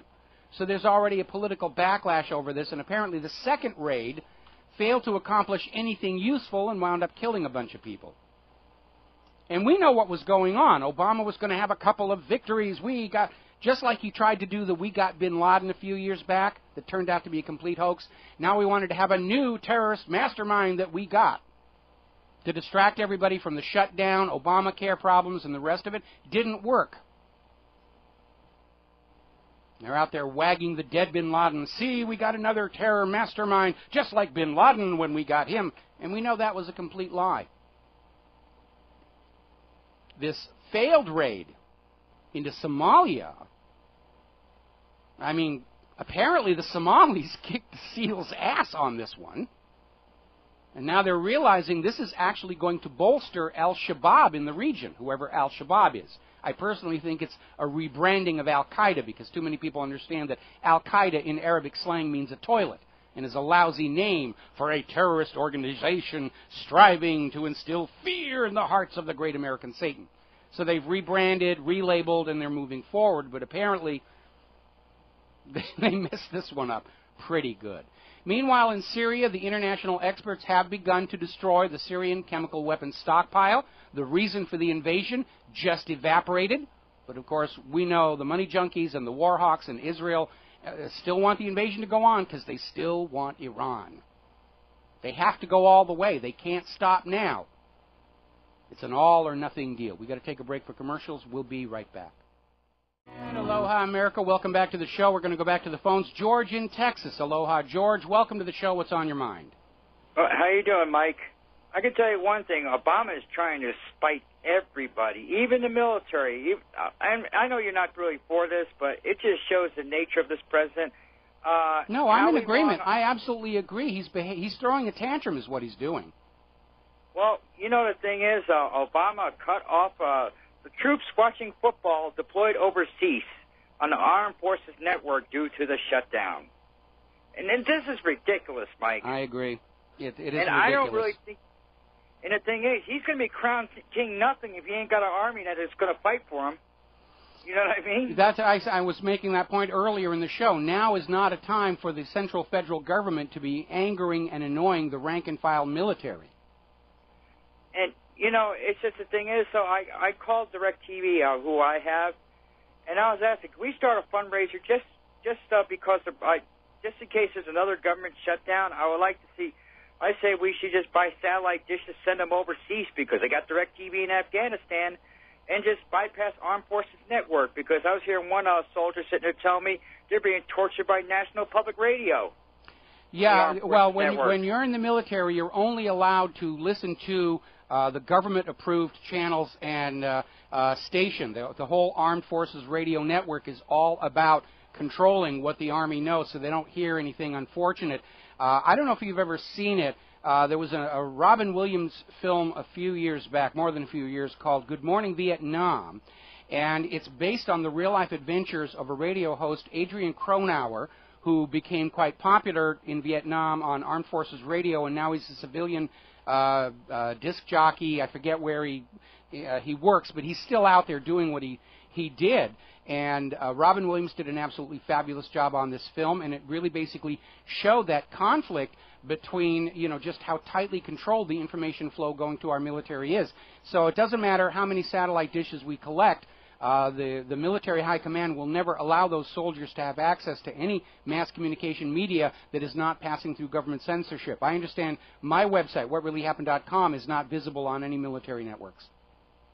Well, I just hope, like I say, I feel it's coming to a breaking point. I mean, I put that thing in there like, don't mess with Texas, because it wouldn't surprise me Obama tried to barricade the Alamo, and I tell you, that would upset a lot of people here. I think that absolutely would, and in a way, I hope he does try and do it, because that's going to get people angry. I mean, he's got to be on SSRIs, or his staff has to be on SSRIs. The quality of thinking coming out of this White House is not clear. It's not logical, it's not rational, it's not analytical. They keep making stupid mistake after stupid mistake after stupid mistake. Well, you know, the thing is, if the cabinet had any sanity, or Congress, you know, they would invoke the 25th Amendment. Yeah, and then we'd have Biden in place. You know, getting rid of Obama isn't going to solve any problems.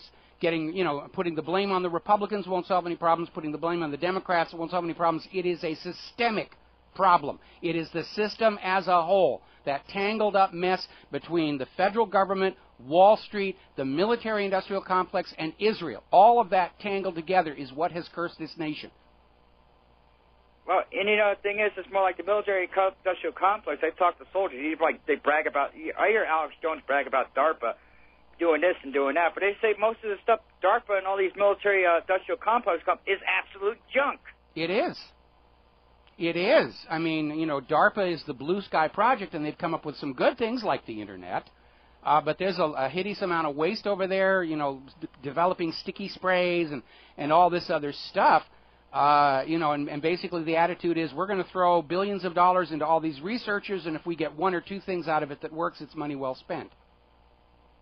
Well, and another thing, you're talking about the NSA, and about the criminal justice system. I remember when they would allow 10 guilty people to walk free and jail one innocent person. Now the attitude of the government is we'll jail 100 people. Innocent people just to catch that one guilty person. Or we'll drone strike 100 people just to get the one suspect we think might have done something bad. Yeah. Well, have a good day, Mike. All right, thanks an awful lot. We're going to grab Kevin in North Carolina. Kevin, aloha. Welcome to the show. What's on your mind? Hey, Mike. Aloha. Hey, I was wondering if you heard anything or had any information about health insurance companies buying up hospitals.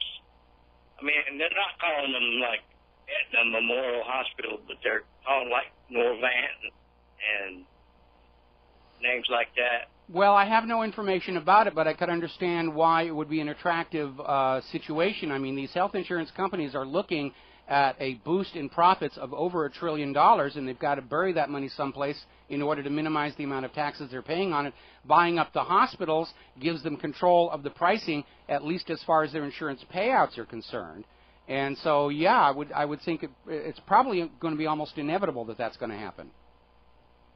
Yeah, that's what the doctor told me was happening, and the corporate lawyers were, working around a conflict of interest and that kind of thing. But, well, if you look at my website, whatreallyhappened.com, up at the very, very top banner where it says What Really Happened, there are little quotes that appear there in a rotation, and by irony, the one that came out today, because it's randomly selected by the server. I don't do this. And the quote today is, "We will never have a healthy society so long as disease is a profit opportunity." And that's exactly what's going on right now. All righty. Thank you, Mike. Yep. No, they need us to be sick. They need us to be poisoned. If Americans were perfectly healthy people, this entire commercial enterprise would collapse. All right, we're going to go back to the phones. Brendan in Wisconsin. Aloha. Brendan, welcome to the show. What's on your mind? Hello, Michael. I was just on my way to the post office with a money order to send to the Republic snail mail donation location. Thank you very much. My pleasure. And I was pleased to hear that you're going to have Kevin Barrett on Thursday. And I've known Kevin for quite a few years now, and as well Dr. Jim Fetzer, his partner on that book. And I'm very pleased to see that you reach out to people, unlike other hosts on different networks who kind of view everyone as competition. The cross-pollination is great. So I'm lucky to have them in Madison, as well as you're lucky to have a whole lot of truth tellers in Hawaii. I think Shepard Embellis is out there and a few other good people. I was wondering if have you ever heard of an author named Mark Passio on natural? He does classes on natural law. I've heard the name. I'm not that familiar with him. He does a very good job at boiling down succinctly your natural rights, and his cadence sounds a lot like listening to you. I think a lot of your listeners would like to hear some of his podcasts, and I thought maybe he would make a good guest for you in the future. All right, well, I'll look into that. And I'll be sending my donation after your show's over. All right, thank you very much. Yeah, I'm trying to get more and more guests on here, but since I'm my own show booker, along with my own IT department, along with my own janitorial staff,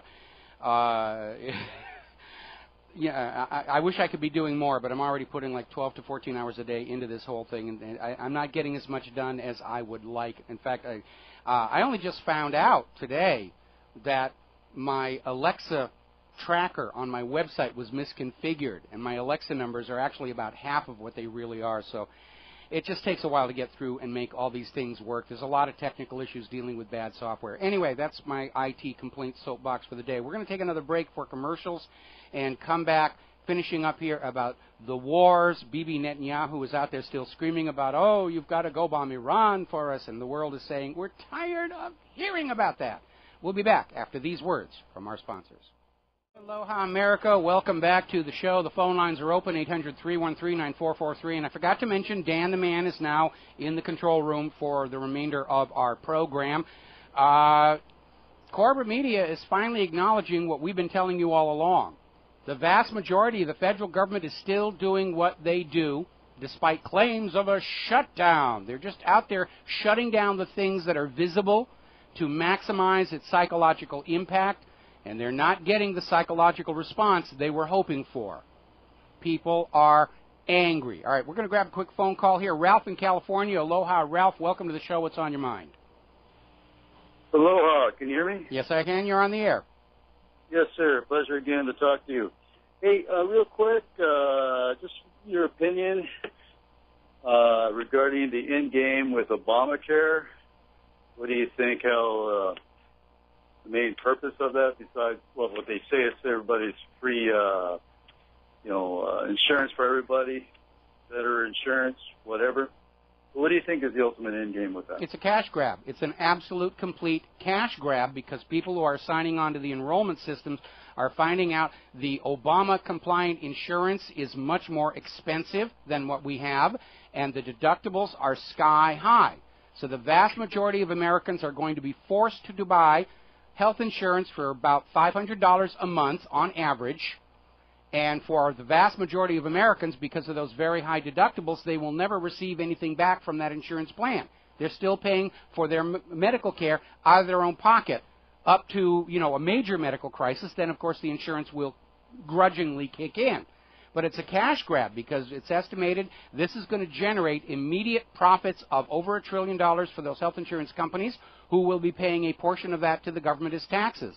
And the government needs a new revenue stream in order to raise the debt ceiling, because just raising the debt ceiling doesn't mean anything unless you have got you've got lenders willing to loan money to the government, and the only way they're going to get new lenders loaning to the government has to show some way they're going to make the payments on that new debt.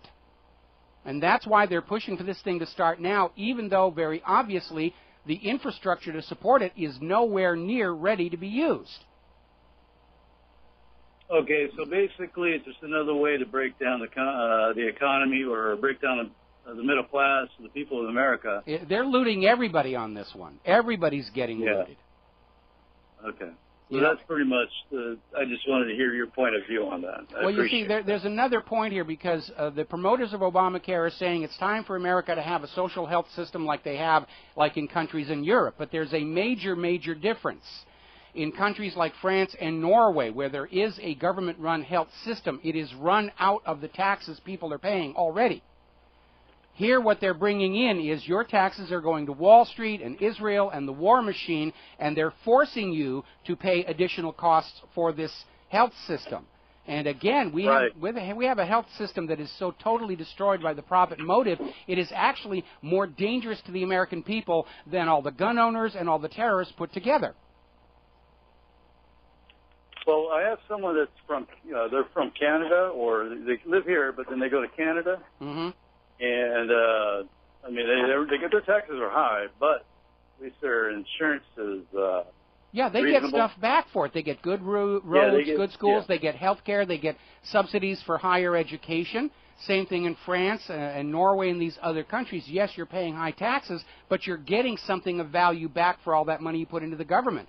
Here in the United States of America, that tax money you're paying in vanishes into Wall Street, vanishes into the war machine, vanishes into Israel, and you're not getting anything back for that money. So the government turns around and says, you must pay for your advanced education, and we'll give you a nice little loan at interest to pay for it, or you must pay for your increased health insurance, and if you don't come up to the deductible, you're going to have to pay for that. And I think we had a story last week where something like over half of American bankruptcies are caused by the high cost of medical care in this country. And these are people who had medical insurance, who had private insurance, and it still wouldn't cover the medical costs, and they still had to go to declare bankruptcy. Okay. Well, I see what you're saying, and I appreciate your comments on it. All right. Thank you. Well, basically, though, you did mention, and I think it is going to be a backlash, where doctors are going to ask for cash, so it's going to go back the way it used to be. Yeah, more and more doctors are going to cash-only operations. They will not accept insurance. And again, doctors are actually considering quitting their medical practice because they don't want to have to deal with Obamacare. You know, this is not what they went to medical school for, to just be salesmen and saleswomen for the pharmaceutical industry and government form filler outers. That's not what they went to med school for. I actually had a chance. Thanks a lot for the call. We're going to let you go, Ralph. Just before I made the decision to walk away from film and TV work and devote myself full-time to peace activism and trying to stop the war, I worked very briefly on a show that was being filmed here in Hawaii called Off the Map. And while the show did not do well and it had serious problems with the scripts, I thought the concept was wonderful, because the concept was a bunch of young, just out of medical school doctors who were just right at the start fed up with this whole commercialization and pill pushing and the rest of it, and they decide to basically walk away from the big city hospitals where they were working, and they go out to this third world nation to volunteer and work at this clinic where they get to do what they trained to do, just heal the sick, repair injuries, just take care of sick people without all the falderall and monetary profitability and constant paperwork that surrounds medicine here in the United States. And I thought that was a great concept, because I know for a lot of Americans, and not just the medical personnel, they went to school with the idea that they were going to come out of school and do something that they loved and just be able to focus totally on that and not have to worry about all kinds of little parasitic organizations and entities and companies hanging on to make money off of their work, and have this purity of purpose, if you will, in doing what you were doing. And I thought on that basis it was a very strong concept for this show, and I'm sorry the writers mishandled it, and I know they were swamped with production problems here in Hawaii, and they weren't able to put as much focus on the scripts as I would have liked to have seen them do, because I thought it was a wonderful concept. And I hope somebody tries to revive it down the road, because I thought it was a really, really good idea. Now, getting back to the real world. Monday today marks 12 years since the U.S. invaded Afghanistan. We have been at war in Afghanistan longer than we were in World War II, longer than we were in World War I, and with no end in sight. Afghanistan is not called the graveyard of empires for no reason at all. The last military commander to conquer and control all of Afghanistan was Alexander the Great.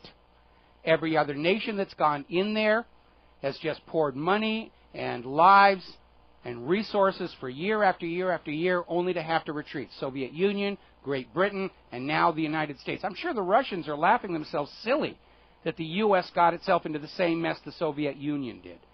We're going to grab another phone call. Fred in Michigan, aloha. Welcome to the show. What's on your mind? Yeah, Mike, earlier you brought up the Great Depression. And I was wondering, Milton Friedman, who won the Nobel Prize as an economist, in '96, he was interviewed by one of the talking heads, and regarding the Great Depression causation, and he said that the Federal Reserve itself caused the Great Depression by contracting the quantity of currency in circulation by 1/3 from 29 to 33. And then he says within only a few weeks, 3 billion vanished. Within a year, 40 billion vanished.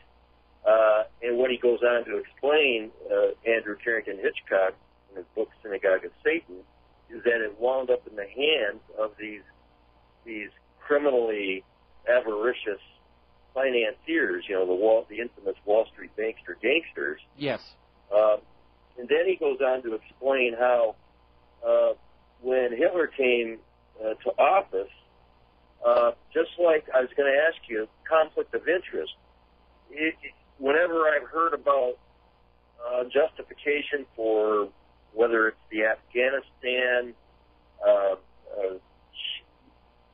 debacle, Pat Tillman goes over there, and I still say he was murdered, right? Yes. I mean, the guy goes over and discovers that, I don't know, I presume his platoon and others were assigned the task. Okay, Fred, we got to take a break for commercials here. I'm going to let you go, and I'm going to reply to your comments when we come back from these words from our sponsors. And aloha, America. Welcome back to the show here. And Benjamin Netanyahu's anti-charm offensive to counter Iran's Rouhani is basically resulting in a gigantic yawn of boredom, not only from the people of planet Earth, but from most of the corporate media as well, who are out there trying to make an issue out of Netanyahu's nuclear duck. And even though his most recent appearance at the United Nations did not involve a cartoon bomb or Christmas ornament, I'm not really sure what he was doing, he didn't get any traction on that. And he's out there whining, the world doesn't get it, what a horrible, horrible danger Iran is. Well, Israel's been saying that since 1985, and we're tired of hearing Netanyahu cry wolf or nuclear duck or whatever it is here. And more newspapers are talking about how Israel is losing its clout. And the former wisdom that Israel and the Israeli lobbies in this country were in absolute iron-fisted control of U.S. foreign policy is starting to fade away. May not be valid any longer. And that former reality is now under challenge. And, of course, Netanyahu, raising on a busted flush, has further damaged his own credibility by saying that the illegal Israeli occupations of the West Bank are not the reason for the friction between Palestine and Israel. Because no reasonable person would ever object to Israel stealing their land or shooting their people. And anybody objects to that, you're just being a bunch of anti-Semites. He says the problem comes down to Palestine recognizing Israel as the Jewish state. And there are two problems with that. First of all, Israel still to this very day refuses to draw its official borders. That makes it impossible for Palestine to know what they are agreeing to, because they can say, all right, we recognize Israel as the Jewish state, and Israel draws the borders way out in the hinterland and says, all right, this is now Israel, get out. That's one problem. The second problem is that Israel refuses to recognize Palestine as a Palestinian state. I am certain that Palestine, and they have already said this, Palestine will recognize Israel as the Jewish state exactly 1 second after Israel recognizes Palestine as a Palestinian state, in compliance with the original two-state partition plan put forward by the United Nations. And that is the reason for all the instability and the bloodshed for the last 60 years, this double standard of we have a right to exist but you do not, that we keep hearing from Israel's leadership. Achieving peace in the Mideast is easy. All Israel has to do is grant to others just that it demands for itself a recognition of their right to exist. But as long as Israel persists in this attitude of you must recognize our right to exist and we have no obligation to recognize your right to exist, the problems will continue. And the world recognizes that is the problem. And all these false flag Israeli fake terror attacks blamed on the Palestinians don't work anymore because we recognize that's what Israel's been doing all along. Speaking of Israel and terror, apparently the Iranian cyber warfare commander has been assassinated. And Iran has just arrested 4 nuclear saboteurs that were caught in an act of sabotage at one of their nuclear sites. Gee, I wonder who would do such a thing. Meanwhile, Condoleezza Rice was out there on the talking head shows this last weekend saying, we can't believe the Iranians, we can't trust the Iranians. And I suppose that's fair, because I don't think we can believe or trust Condoleezza Rice. Because after all, on January 23rd, 2003, Condoleezza Rice wrote in the New York Times that Iraq had nuclear weapons. She lied, she lied, she lied, she lied. So we cannot trust her or believe her today when she says anything about Iran. She's damaged goods. I have no idea why she is still being promoted out there as some kind of an authoritative figure Americans should listen to. Because she's already discredited herself, along with most of the federal government, about Iraq's nuclear weapons. Now, as part of this campaign to try and reignite the war fever with Iran, we have been seeing this so-called timeline of Iran hostility that was put out by Time magazine. And they start their timeline in 1979, when Iran called the U.S. the Great Satan and kicked out the Shah of Iran and took the Iranian, the hostages, the American hostages.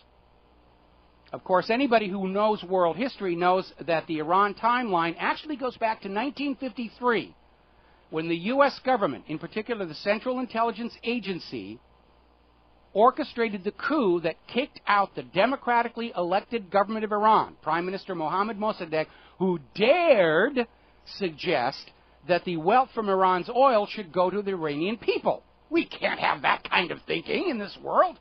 Same reason they were desperate to get Hugo Chavez out.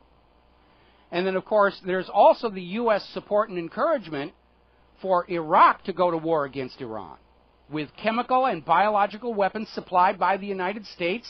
They even covertly funded Gerald Bull's supergun. And don't forget how the U.S. accidentally shot down Iran Air Flight 665 in 1988, killing all 290 passengers and crew on board. That's what's missing from the Iran timeline. Time magazine is trying to sell out this thing. They're bad, they're evil, they're the only ones doing anything wrong here. And that is simply not true. Now, the corporate media is dying on the vine because Americans are realizing there's nothing but lies coming out of the corporate media. They're lying about everything except the sports scores and the weather, and they're not even getting the weather all that accurate because they're still out there trying to push this whole human-caused global warming thing. In fact, on one of the reports about this record snowstorm that just hit the Dakotas, they had the paragraph at the end, because of global warming, this snow will melt rapidly and there could be flooding. As a result, CNBC now has its lowest rated quarter in the last 20 years. In the demographic of 25 to 54-year-olds, which is the major demographic, they've got 38,000 viewers per month. I'm sorry, 38,000 viewers per day for that month. We have almost that many readers at whatreallyhappened.com, and we're not spending millions and millions of dollars on studios and lights and fancily coiffed and dressed handsome people, beautiful people. Nobody likes a liar. And that's why the American public are turning away from the corporate media and they're coming over here to the independent media. And because of a software glitch I only recently discovered, I all of a sudden realized my readership at whatreallyhappened.com is actually a lot more than I thought it was. So welcome aboard, all you new audience here. All right, we're coming up here to the top of the show, and I want to end by going back to that question that you all need to be asking, and the government is terrified that you are asking because they don't have an answer for it. The Constitution gives the U.S. government the authority to create and issue an interest-free public currency, spent into circulation to buy the government what it wants, flowing through commerce without accruing any interest, taxed back in the same amount at the end of the cycle to balance the books and leave zero debt. So why is that government borrowing the public currency at interest from a privately owned central bank? They don't want you asking that question because they don't have a good answer. They did it 100 years ago because the bankers paid them to. And you were sold into the slavery of the very same private central banking scam we fought a revolution to be free of. You need to share this with everyone you know, your social media, your friends, your family, your coworkers, students, people you run into at the Sam's Club, the military people who are there now. That's the question all America needs to ask. Why is the public currency not a public utility? Why are we running an economic system for the benefit of the private bankers and not for the people in the nation? It's time to ask that question. It's time to demand an answer. Because they've run this scam on this nation for 100 years, and look what it has done to this nation.